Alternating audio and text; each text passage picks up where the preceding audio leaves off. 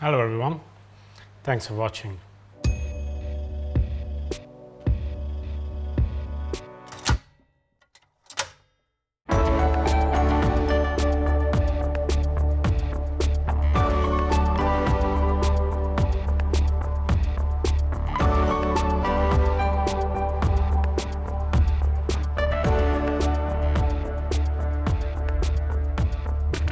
Today I'm gonna actually teach you how to start your tank. So let's assume this is the best hardscape I've ever done. Let's assume that I have planted all the plants that I wanted, and now I want to install my filter, my CO2 system, my lights, and of course I want to fill up the tank. So this is what we're gonna go through today.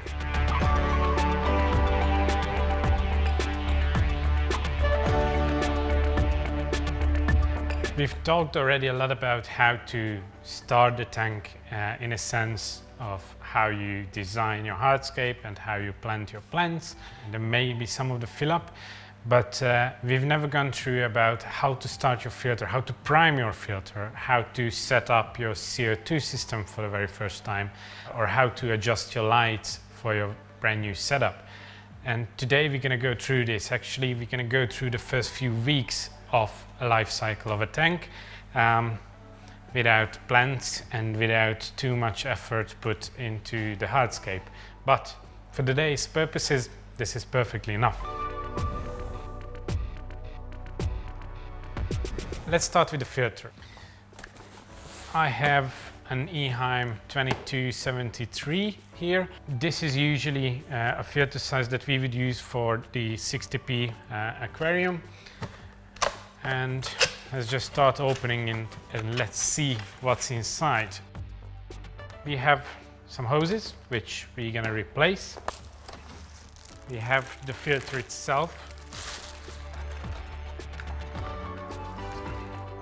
The smell of new plastic. All the accessories. This is the factory inlet of a filter. We're gonna use glass instead of this. This is a spray bar and all the rest in this small bag. Well, the most important and the least important part of a filter. And you've installed your filter hoses on the adapter. You can use this to clamp on to make sure the hoses don't come off. We never use these. Factory hoses are 16 by 22 millimeter, which means the inside is 16, the outside is 22. But we actually use transparent hoses because they look much nicer. And these are 16 by 20 millimeter, which means the wall of the hose is thinner than the factory ones. And when you put this on the adapter and put on the clamps don't grab on the hose. Still, we've never had any issues of the hose coming off the adapter, so don't worry about that. And now, the most important part of a filter.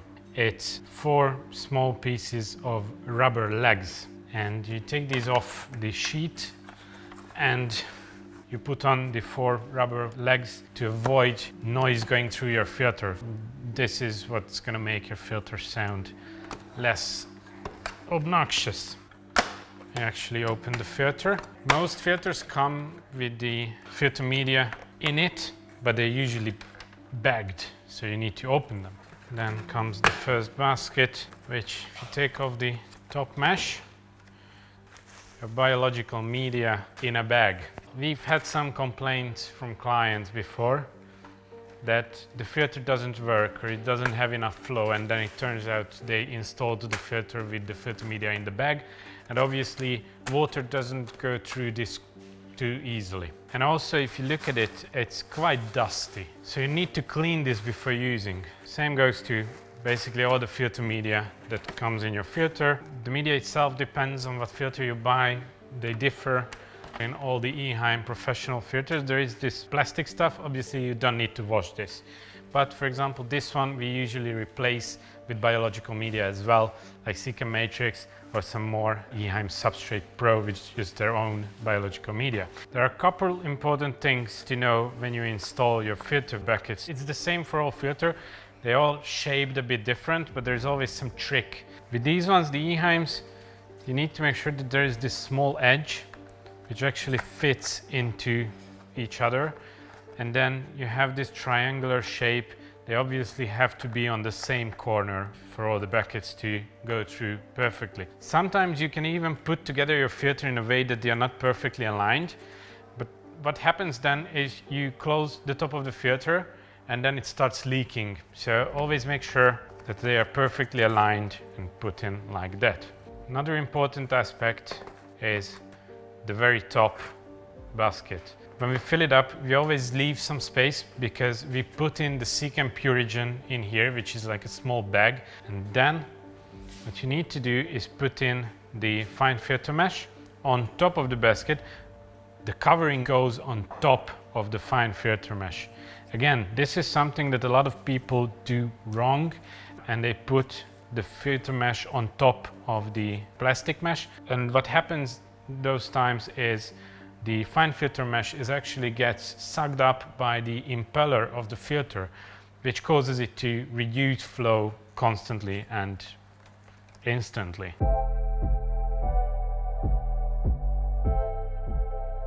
Then you put on the pre-filter, the top tray. The triangle goes the same way as it does with all the rest. What you need to do now is put on the head, and on the bottom side of the head there is this X-shape stuff. You can see the same in the top filter tray, so you know exactly which way it should go. Put it on, check if it stands correctly, and then just clamp it down. Like this. So this is how you set up the filter itself. Usually I like to do this before starting to build the tank. The reason behind this is once you get to the point where you made the hardscape, you've done the planting, and you get to a point that you actually want to start the tank, you get tired, and then you get to a point where you don't pay enough attention to the stuff that I've just said, and you end up with a leaking filter at 11 p.m. Yeah, don't ask where I know this from. After all the filter media is in, what comes next is obviously the hose adapter goes in. It's going to come out a couple more times. Since we're usually using bigger filters than what would be factory recommended for a certain size, in this case, for example, for the 60p, we're using a professional 4. This comes with the filter hose size of 17 millimeters, which would mean if I want to put in glass in and outlets, they would be huge compared to the size of the tank. To get around this, we use hose size reducers. I could just put this on and have it long, but there is no need. I like to save as much space as I can. If it doesn't want to go on this easy, then what you can do is grab a glass of hot water. It doesn't have to be boiling, just hot what comes from your tap. Put in the end of the hose for a few seconds, and then it softens up and it goes on much easier. So one side is on, let's do the other one.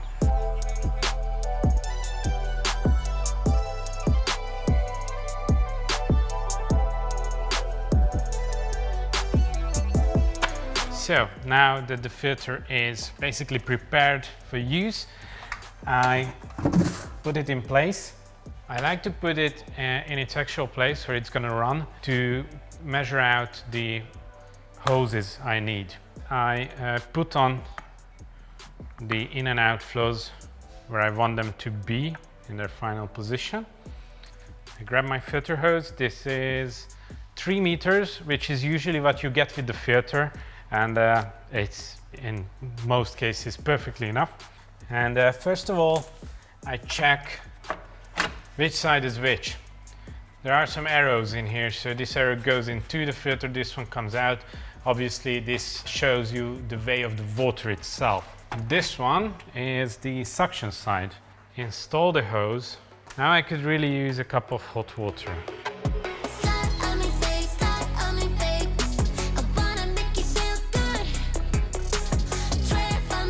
This is perfectly enough, you don't have to push it fully.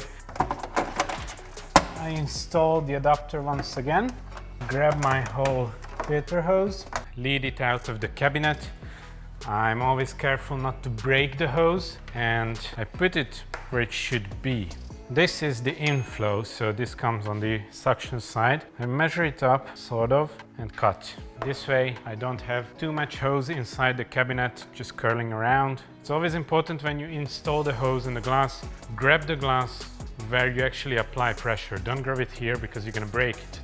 Grab it about where the suction cup is, and then slowly push it. Same thing for the other side.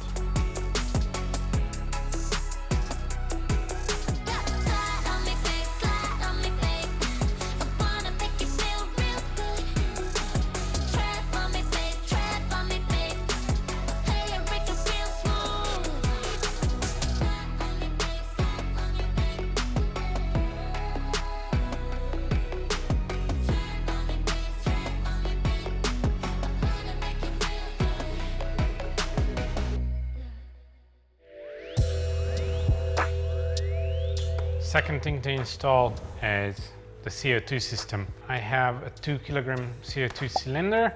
I have a pressure regulator, solenoid valve, and all the tiny bits that come along. I chose to show you how to install a separate pressure reducer and a separate solenoid valve on the same system, but there's actually a version where you have both of them pre-installed together. An extra thing with the Chihiros pre-installed one that comes together, you can connect it to your app in your phone. It's the same app that we use for setting up the Chihiros lights, and this way you don't need a timer separately because your phone can run it. Let's go with the pressure reducer. There's actually a really important warning on it, which shows you that you shouldn't use any tools to tighten the reducer on the cylinder. This is different for every manufacturer. The Chihiros one is designed in a way that you put it on, tighten it by your hand, and that's it, it's sealed. Because these type of reducers have sealing rings inside, you don't need and you shouldn't use any sealing tape or anything like that. That's it, it's tight. It's normal that this part can move about a bit, so don't worry about that. Right after the pressure regulator, we use pressure resistant tubes. So I have two different types of tubes in my hand. This one is pressure resistant, this one is a softer one, and it's not pressure resistant, of course. You can tell the difference by pushing it. Obviously the pressure resistant one is much harder than the other. So we use the pressure resistant tube up to the check valve. So we start with that. It's really important that the very end is straight. So you need to make sure this is as straight as possible so it doesn't leak, and you just push it in. This is a quick fit, so once you push it in, it actually holds. To take it off, you need to grab this collar around. Then comes the solenoid valve. We use these valves to be able to time when we have CO2 going into the aquarium. We usually set it up in a way that CO2 starts 2 hours before the light goes on, and it turns off with the light. This way you already have some CO2 in the water column by the time light comes on, so the plants can start photosynthesis right away. You want this quite close, so I'm going to cut the tube shorter. You put these collars on the hose, then you check the gasway on the valve, put it on. Obviously the arrow goes towards the aquarium. Usually in a proper setup we would put this on the side of the cabinet or somewhere else, just to avoid this just flopping around. But the most important thing is that the hose doesn't break. I continue the line still with the pressure resistant tubing. And then comes the check valve. This is what makes sure that no water goes into your solenoid valve and pressure regulator. This also has a small arrow on it. Arrow always goes towards the aquarium. You just push on the pressure resistant tube, and it goes about here on the side of the glass. When you decide where to put this, you want the least possible amount of hose in between the check valve and the bubble counter. Now usually the bubble counter goes on the side of the cabinet or on the side of the aquarium. I like to put it quite low because this way usually about here would be the hose outlet on the cabinet, so I can hide the check valve inside the cabinet. Here comes the softer tube. It's perfectly fine to use from this point on.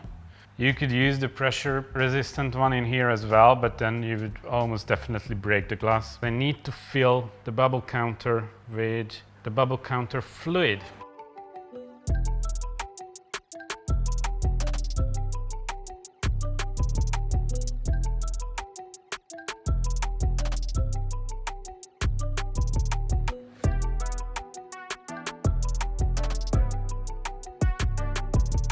So now I've installed the bubble counter and the fluid is inside. But you have to be careful when you install the bubble counter is that there's always a bottom and a top part of it. In these glass ones, the bottom has a little tube inside that leads in the CO2 that's facing upwards. Here I put in a U-turn.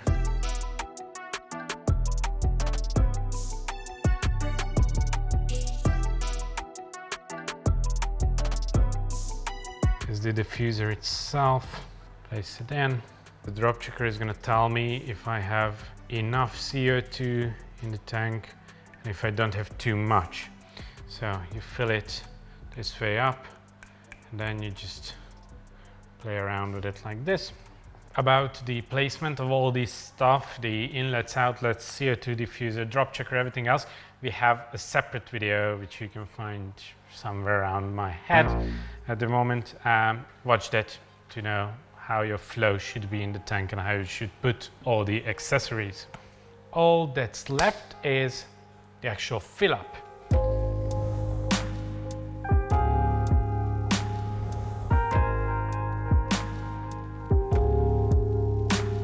What you need to be really careful with is speed. The speed of the water hitting the tank. Now I put in the first layer of sand on purpose to show you that if you have a sandy area, it's worth pouring the water in that part of the tank, because the sand, as the water hits it, it just gets stirred up in a really small place and the whole tank gets filled up from there. As you can see, it's barely going, and also if you lead the water to the glass and it rolls down there, it actually makes it a bit slower. But what if you don't have sand? Well, another neat trick is to have this is a plant bag. You probably ordered some plants if you're building an aquarium. Make sure that the water hits the bag. And this way it gets distributed in the tank. If you've just purchased the filter and you've purchased lily pipes for it, like glass ones, you're gonna have the factory pipes on hand. It's also worthy of, no matter how you fill it, so if you do it from a bucket or you do it from your tap or whatever, have a single tap on hand that you can put in your hose system so you can control the speed of the water.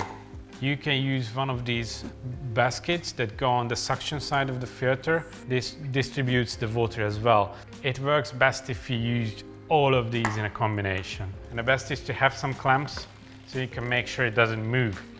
As it gets filled up and the water level gets higher and higher, you can open the tap gradually so you can make the speed of the water going in faster and faster. And if you have the plants inside and you have them quite high up, especially, then from time to time spray them so they don't dry up during this process.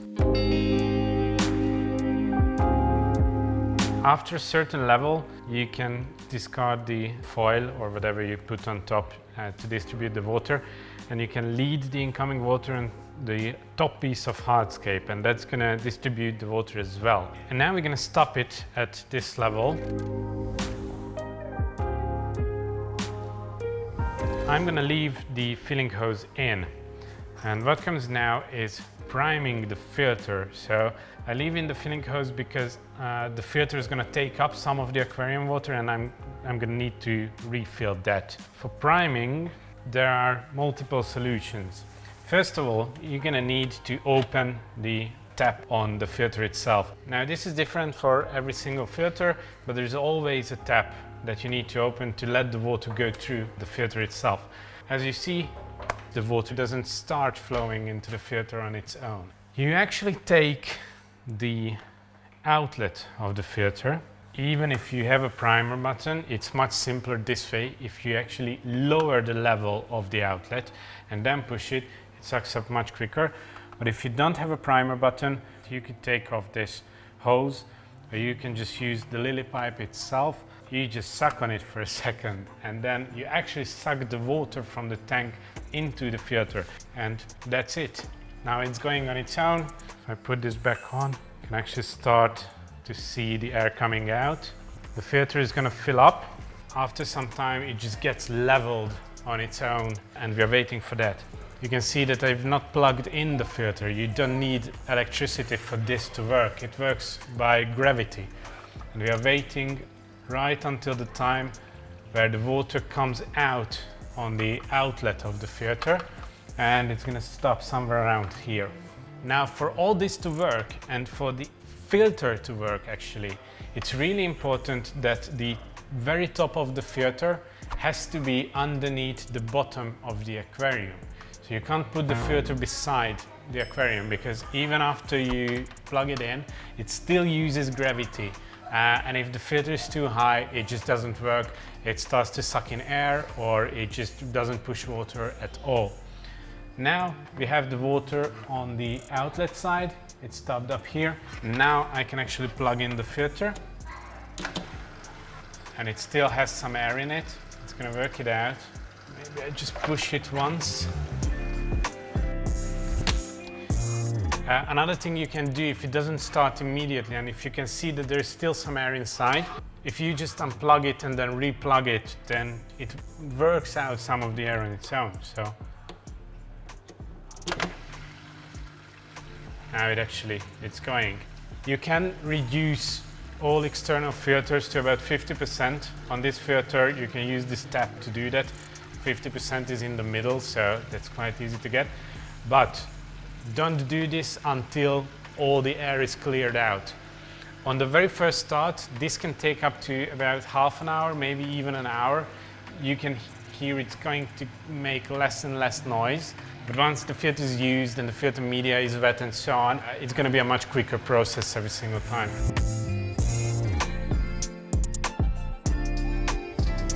Next thing I'm going to do is plug in my CO2. Now usually this goes into a timer, but now I'm just gonna, for the sake of this, I just plug it in. So the solenoid valve got electricity, which means it's open. I'm gonna open the CO2 cylinder as well and raise the pressure and wait for the bubbles to start. You need about 2.5 bars, which is about 25 psi. Once you start adjusting with the fine needle valve, it takes some practice, and the slightest movement can make quite a big difference. You can see there's way too much CO2 going into the tank at the moment. What we usually recommend is about 1 bubble per second for a 60p to start with. And then you need to check the drop checker regularly. What you need to know is the liquid in the drop checker changes color after about 2 to 3 hours. So if you make a slight adjustment on your CO2 levels, you need 2 to 3 hours to see it on the drop checker. Because of this, it might take you a couple days to find the perfect setup, but after that, you don't really have to adjust it anymore. We can open the water once again to refill the tank. It might be surprising when you do this for the first time how much water disappears once you prime the filter.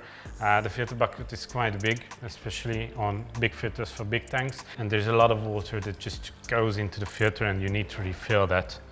Now you want the water level to be about 1 centimeter above the top of the lily pipe and about half a centimeter from the top of the tank. And you're done.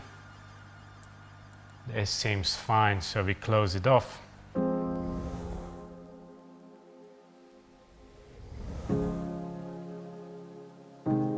All that's left to do is to install my lights. This is a Chihiros light. which means I can control it from my phone. I can adjust the colors and the time I want it to be on. Usually we recommend lighting to be on 7 hours a day in one period. As for colors, we recommend you to choose one of the presets, the one you like the most, and then make slight adjustments to the colors on that one. This way you can't really go wrong with the settings. All that's left now is to enjoy your fresh setup. Well, not this one, it doesn't look too nice, but it served its purpose for today. What comes next is our recommendation: daily water changes in the first week, water changes every second day on the second week, then 2 times on the third week, and once a week from there on. When I say water change, it's always 50%. Just eyeball it. Just drop half of the water from the tank and refresh it. If you use RO water, then don't forget to remineralize it. If you're using tap water, then definitely use some water treatment products like Secam Prime, which takes out all the chlorine and all the heavy metals and so on, which comes with your tap water. That's it. Thank you very much for joining me, guys, and see you in the next one. Goodbye.